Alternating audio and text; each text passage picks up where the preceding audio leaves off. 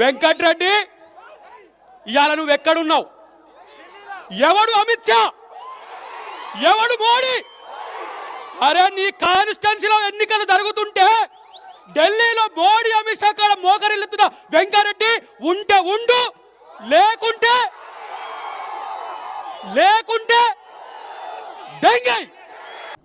ముఖ్యమంత్రితో పోలిస్తే నీ బతుకెంత? హరీష్ రావు నీ బతుకెంత? ఇలా ముఖ్యమంత్రిని పట్టుకొని నేను ఆయన స్థాయికి దిగజారను, ఆయన ఇట్లా ఆయన ఇట్లా అంటే నీదే చిల్లర బతుకు. చిల్లర వాళ్ళు పొమ్మని తంతుంటే పట్టలేక నువ్వు బీఆర్ఎస్ పార్టీలో ఉంటున్నావు. ఎవరికి తెలియదు అది?